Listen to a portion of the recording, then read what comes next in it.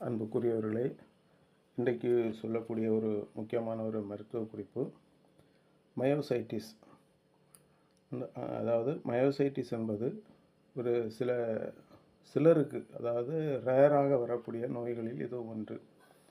அதாவது தசையிலே ஏற்படுகின்ற அதிகமான வலி அல்லது தசை பழுக்கின்ற ஒரு நிலையை நாம் குறிப்பதாகும். இது ஒரு 2 வருஷத்துக்கு முன்பு ஒரு பிரபலமானவருக்கு கூட இதே போல் வந்ததாக யூடியூப்பிலே இருக்கிறது. மீடியாக்களிலும் இது வந்தது.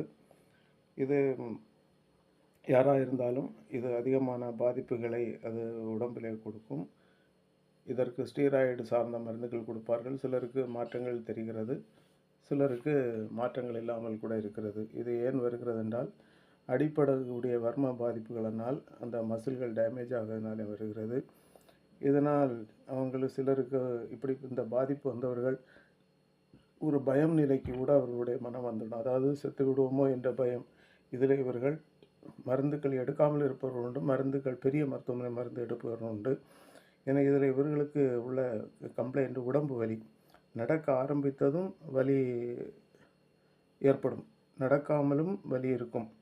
அதாவது இருந்துட்டு எழும்பும்போது மட்டும் வலிக்கும், நடந்துகிட்டே இருந்தால் வலி தெரியாது. முழுசும் மொத்தத்திலே வலி எடுக்கும். இன்னும் சிலருக்கு எப்படின்னா ஹீட் ரூமில் போனால் வலி குறையும். சிலவங்களுக்கு குளிர்ந்த ரூமில் போனால் வலி என்ன செய்யணும்னா குறையும். ஆனால் சிலருக்கு குளிர்காலத்தில் என்ன செய்யும், வலி அதிகப்படும். ஹீட்டான டைமில் வலி குறையும். சிலவங்களுக்கு ஓப்பன் ஏரில் வலி குறையும். அந்த குளிர்ந்த காற்றில் என்ன செய்யணும்னா வலியெல்லாம் கூடும். இப்படிப்பட்ட பல நிலைகளில் இதனுடைய பாதிப்புகள் இருக்கிறது. இவர்களுக்கு கோபம், வருத்தம், துக்கம், அதிகமான கொடூர மனங்கள் எல்லாம் மிக அதிகமாக சிலருக்கு இருக்கும். சிலருக்கு வலது பக்கம் சரிந்து படுத்தால் அதிகமான வலிகள் தெரியும். சிலருக்கு குளிர்ந்த நீர் உடம்பிலே பட்டால் வலி அதிகமாகும். தோல் முழுவதும் அரிப்புகளும், இதில் தலைவலி, கவலைப்பட்டால் தலைவலி அதிகப்படும். வயிறு அதிகமான பசி இருக்கும். இப்படிப்பட்ட சில நிலைகள் கூட இந்த மயோசைட்டிஸ் நோய்களுக்கு காணப்படுகிறது. இன்னும் சிலருக்கு எப்படி என்றால், அது ஐஸ் கட்டியில், அதாவது மிக குளிர்ந்தான நீரில் குளித்தால் அவர்களுக்கு இந்த வலிகள் எல்லாம் மிக குறைந்தது போல உடம்புக்கு மிக லகுவாக இருப்பதாக இவர்களுக்கு தோணும். இந்த நிலை வரும்போது இவர்களுடைய இந்த மயோசைட்டிஸ் நோய் வாதமாக இருந்தாலும் அது ரொம்ப சூளை நிலைக்கு அது போய்விட்டது என்று மருத்துவ குறிப்புகள் பொதுவாக சொல்கிறார்கள். இது இந்த மயோசைட்டிஸ் இதுவும் கூட இந்த மயோசைட்டிஸ்னால பல பின்விளைவுகளும் பாதிக்கும். அதாவது வாத நீரானது சதைகளில் உறைந்து போகின்ற ஒரு நிலையை இது உருவாக்குவதாகும். இவர்களுக்கு இந்த வாத வலியானது காலின் கீழ்ப்பகுதியிலிருந்து, அதாவது குளிர்ந்த நீரில் குளித்தால் அல்லனா குடித்தால் அவர்களுக்கு மிக ஆசுவாசமாக இருக்கும் என்ற நிலை இருப்பவர்களுக்கு இந்த வலியானது காலின் கீழ்ப்பகுதியிலிருந்து மேல் நோக்கி அப்படியே தொடர்ந்து பரவி வருவது போல் வரும். அப்போ இது கணுக்கால் பகுதியிலே வலி இருக்கும். காலின் பெருவிரலிலே ஒரு வலிகள் ஏற்படும். கூடவே சிறு அளவிலான எரப்டிவ் ஸ்கின் டிசீஸ், அதாவது நெற்றியிலும் முகத்திலும் வரும். இவர்களுக்கு ஒருவேளை இவர்களுக்கு சிறு விஷப்பூச்சிகள் அது சிறு பிராயங்களில் பல வருடங்களுக்கு முன்பு கடித்து அதனுடைய பின்விளைவுகளும் கூட இதனுடைய பாதிப்பை ஒட்டி வரும். இவர்களுக்கு படுக்கையில் துணியினுடைய வெப்பம் தாங்க முடியாமல் பாதிப்பை மிக அதிக அளவு ஏற்படுத்தும்.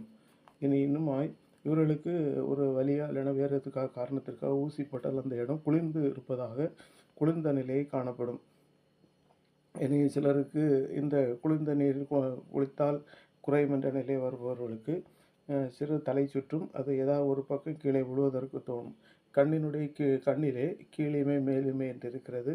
இந்த கண்ணின் கீழிமையிலும் மேலிமையிலும் என்ன செய்யணும்னா அந்த மிக சிவத்த கலரில் இருக்கும். யூரின் எப்படி போகும்னா அவங்களுக்கு ஏதோ ரெட்டிஷ் கலரில் யூரின் போனால் போல இருக்கும். வாய் காய்ந்த ஏப்பம், காய்ந்த நிலையில் ட்ரைடு ஏப்பம், அதாவது ஏப்பம் என்று சொல்வார்கள். இது ஆங்கிலத்திலே இது இரக்டேஷன். இது வரும்போது அந்த மிகுந்த காய்ந்த நிலையில் இருக்கும். சிறு சிறு ஜாயிண்ட்டுகளில் பொதுவாக வலிக்கும். அந்த தோல்வலி, வலது தோல்வலி மிக அதிகமாக இருக்கும். இது யாருக்கென்றால் குளிர்ந்த நீர் குளித்தால் குறைவது போன்ற உணர்ச்சி ஏற்படுகின்றவர்களுக்கு அந்த வலது தோளில் வலி இருக்கும். அசைந்தால் வலி அதிகமாகும். ஜாயிண்ட்டு நறுநறு என்று ஒரு நறுநறுப்புகள் தோணும். கால் பெருவிரல் இருக்கும், கணுக்கால் வீக்கம். அந்த சோல் வச்சு நடக்கும்போது வலி அதாவது காலின் அடிப்பக்கம், அதாவது இந்த சோல் ஆஃப் த ஃபுட் என்று சொல்லுவோம். இது நடக்கும்போது இவர்களுக்கு வலிகள் எடுக்கும் அந்த அடிப்பகுதி. இன்னுமாய் கணுக்கால் ஸ்ப்ரெயின் ஆனது போல, அதாவது சுளுக்கு போலயா இல்லைன்னா ஒரு வலி மிக கடுமையானது போல இருக்கும். ஏன்னா இவர்கள் குளிர்ந்த நீரில் இருந்தாலோ இல்லைன்னா குளிர்ந்த நீர் குளித்தால் அவர்களுக்கு பெட்டராக, இல்லைன்னா அந்த வலிகள் மிக குறைந்து ஆசுவாசமாக இருப்பது போல தோணும். தாகம் குளிர்ந்த தண்ணீர் வேணும் போல இருக்கும். இன்னும் இதனால் இவர்கள் தன் வேலையை செய்யக்கூட விருப்பம் குறைவாக இருக்கும். தன் விருப்பத்தின் மீது நம்பிக்கை இழந்த நிலை, அதாவது எதிர்காலத்தில் அப்படி வர வேண்டும் இப்படி வர வேண்டும் என்று எண்ணுபவர்கள் கூட இந்த கடுமையான வலியினுடைய தாக்கத்தின் காரணத்தினால அதன் மேலே ஒரு வெறுப்புகள் வந்துவிடும். இவர்களுக்கு சிறிய ஜாயிண்ட்டுகளில் வீக்கோ, அந்த ஜாயிண்ட்டுகளில் ஒரு டெபாசிட் கூட இருக்கும். அதாவது கவுட் அல்லது கீழ்வாதம் என்று நாம் சொல்லுவோம். இனி உடம்பு வீக்கம்.